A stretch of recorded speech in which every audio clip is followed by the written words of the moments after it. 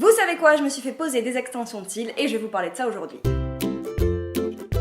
Ça fait 4 jours que je me suis fait poser des extensions de faux cils et aujourd'hui j'ai eu envie de vous en parler parce que figurez-vous que mon avis est un petit peu mitigé sur la question et du coup je vais aussi expliquer à Chloé ce que ça fait et quels sont les plus et les moins des extensions de cils. Ce sujet, si vous êtes comme moi, c'est un sujet qui revient toujours. Les extensions de faux cils, ça fait rêver, souvent c'est raté, mais on pense quand même qu'il doit y avoir d'autres options. Donc aujourd'hui, je vais découvrir en même temps que vous ce que Léonie en pense. Alors déjà, moi, ça faisait un petit moment que j'avais envie d'essayer les extensions de faux cils.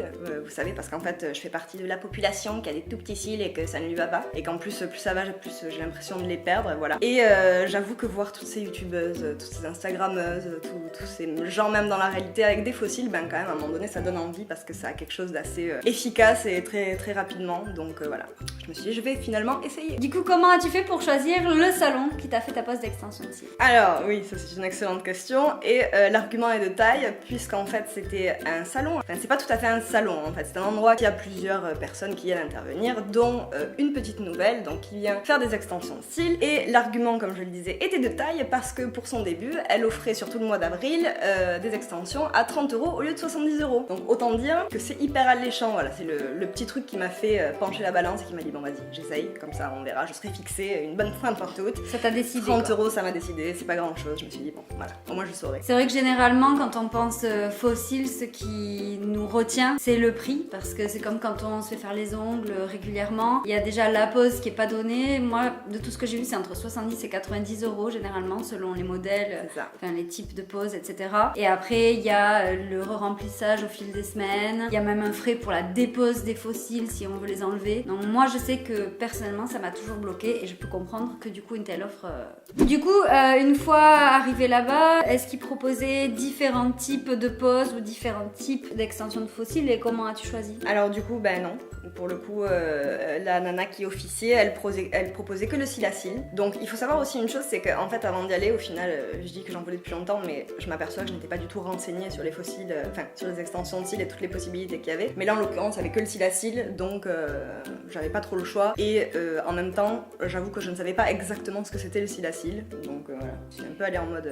Et du coup maintenant que tu le sais, c'est quoi les autres types de... Du coup maintenant que je le sais, donc le cil à cils c'est le plus naturel de tous et que je me trompe pas, la nana m'a expliqué, je lui ai posé plein de questions. Donc le cil à cils c'est a priori c'est un faux cil en plus par vrai cil, donc en gros ça te double ton volume, tu vois. Ensuite tu as le 2D, le 2D ça veut dire que c'est au moins 2 cils par cil et après t'as le 3D là, volume russe, mais le 2D je crois aussi est volume russe, là où c'est vraiment, ça fait vraiment très faux cil, enfin le 2D déjà ça fait un petit peu plus faux cil et le 3D ça fait très faux cil. Et alors j'ai relu sur internet, je crois que c'est au moins 3 cils par cil, mais je crois qu'elle m'a dit que c'était entre 3 et 12 cils par cil, un truc comme ça, peut-être je me trompe pas mais en gros c'est beaucoup plus de cils par cil, donc full capacity. ça fait, voilà, c'est ça fait énormément de cils quoi. C'est exactement ça. Donc moi c'était du cil à cils, donc c'est effet naturel, chose que je ne savais pas tout à fait que c'était de l'effet naturel d'ailleurs au final. Après autre chose que je ne sais pas mais que je ne pense pas, il est éventuellement possible que, étant donné que c'était une offre à 30 €, elle ait fait quelque chose d'un petit peu moins fourni que si elle faisait le vrai truc à 70 € au prix normal, tu vois. I see. Mais je ne sais pas, je suis pas sûre du tout de ce que je dis, je pense pas même, mais bon voilà, on sait jamais quoi. J'ai pas de comparatif pour savoir, donc c'est une possibilité. Donc du coup tu parles d'une pose cil à cil, comment ça se déroule une fois que t'es là-bas, dans quelle position tu es, qu'est-ce que tu fais? Alors ça c'est le côté très chiant de la chose que je ne savais pas non plus. Donc la pose elle dure 2 heures, donc là c'était pour du cil à cil naturel, donc je n'ose même pas imaginer pour du 2D ou du 3D le temps que ça peut durer, là ça dure 2 heures. Et donc en fait t'es sur une espèce de table en fait, un peu comme les tables de chirurgien, tu sais, sauf que c'est matelassé quand même, c'est relativement confortable, mais t'es quand même très droit, il y a juste un mini coussin pour la tête, mais à peine, et en fait tu dois légèrement rester 2 heures les yeux fermés sur cette planche, et c'est pas pour tout le monde quoi. c'est vraiment pas pour tout le monde. Pour ceux qui ont la bougeotte. Moi perso je suis une vraie impatiente de base. Alors la nana qui m'a fait les faux cils me disait que elle, quand elle allait se les faire, elle en profitait pour vraiment faire une sieste en fait, genre elle s'endormait et que c'était cool, mais moi perso je ne sais absolument pas m'endormir dans le milieu public, donc concrètement je suis restée 2 heures avec moi-même dans ma tête les yeux fermés à philosopher sur la vie, à me demander pourquoi j'étais là. Voilà, c'était génial. Mais voilà, donc c'est un peu long. C'est vrai qu'elle m'a prévenu, ça peut faire un petit peu mal au dos aussi. Moi, c'est le cas, ça m'a un petit peu fait mal au dos, mais bon, j'ai pris sur moi à un moment donné, voilà. Et donc, c'est un moment qui est chiant à passer. Et je me dis surtout que si après, pour aller se refaire refournir les cils, y aller toutes les 2 semaines, même si ça doit être moins long, faut se le taper quand même, quoi. De rester immobile, les yeux fermés pendant du temps comme ça sur une table droite. Bon, ça, j'imagine que ça dépend des gens. Il y a des gens, oui, c'est une chose qui les dérangerait pas du tout, et d'autres comme toi où ça t'angoisse un peu. C'est ça. Mais du coup, est-ce que t'as quand même pu te rendre compte de la technique qu'elle utilisait pour te les poser ou... Ben, plus ou moins. Alors déjà, bon bah ça je pense que vous le savez, ça on le voit partout sur tous les trucs d'extension de cils. En fait, elle te met 2 patchs sous les yeux qui en fait ont pour but de recouvrir tes cils d'en bas pour pas qu'ils collent avec la colle qu'elle met sur les cils d'en haut. Et après, ben c'est vraiment du cil à cil, c'est-à-dire qu'elle prend un faux cil, elle met de la colle dessus et elle te le colle un à un comme ça. Et donc tu me disais qu'elle ne colle pas du tout à la racine non. du cil, elle Alors, colle aussi. apparemment, il y en a qui le font, de coller directement sur la paupière, mais apparemment c'est pas très bien. Ouais, ça doit pas être très bon. Si la personne qui vous fait ça, c'est qu'elle fait pas très bien. Et en fait, non, elle colle sur le cil sans que ça touche la paupière pour a priori éviter tous les risques d'allergie, patati patata patata. Et aussi, surtout pour pas. Parce que c'est pas bon quoi. Après, ça étouffe la racine de ton cil et c'est pas bon. Donc, une fois que la pose est faite, etc., quels sont les conseils qu'elle a pu te donner pour l'entretien? C'est là où le bas blesse, les gars. C'est là où le bas blesse. Alors, juste avant, une petite chose, je tiens à dire que cet endroit où je suis allée, la nana, elle a fait un très bon travail. Elle était très douce, très agréable. Elle fait tout pour que tu sois bien et le travail qu'elle fait est très bien. Donc, il n'y a rien, absolument rien à redire sur elle et son travail. C'était vraiment ultra cool et si vous voulez y aller, je ne saurais que vous conseiller d'aller là-bas. Mais du coup, ce qui va suivre ne concerne que mon avis personnel sur le fait d'avoir des extensions de fossiles, d'accord? Parce que on arrive du coup à tout ce qui est entretien, tout ce qui est la vie une fois qu'on a les extensions de fossiles, et comme je disais, c'est là où le bas blesse, parce que ça fait 4 jours que je les ai, et ça fait 4 jours que je me dis que heureusement que j'ai payé que 30 €, parce que sinon ça m'aurait fait un petit peu chier quand même. Pourquoi?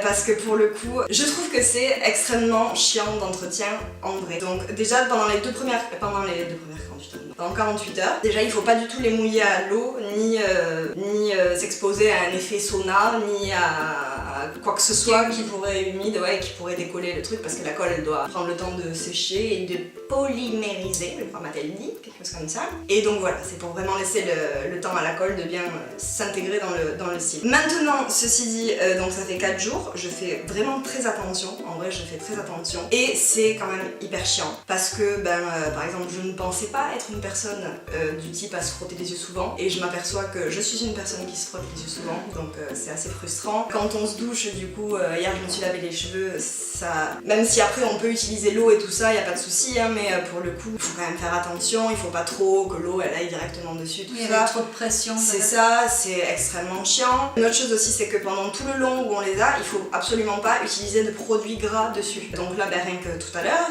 où je me mettais de la crème hydratante sur le visage, j'ai eu ce vieux réflexe que quand je me la mets, je fais ça, tu vois, je me passe sur les yeux, et là d'un coup t'es en mode alors va sécher tes cils, va remachiner, gna.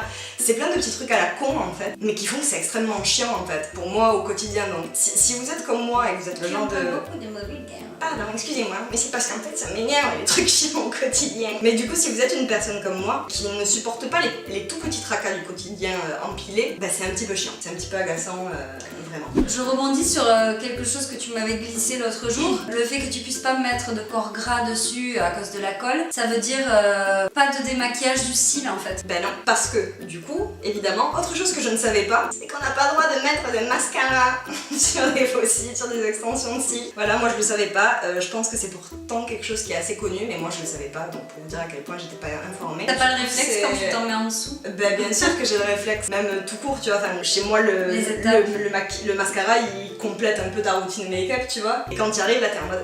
En plus, c'est frustrant parce que du coup, t'as des cils plus longs, mais t'aimerais bien les pimper un peu plus avec du mascara, tu vois, pour vraiment faire le truc, mais tu peux pas. Moi, c'est ce qui m'a étonné le plus. Et aussi, je me suis dit, du coup, pour ce.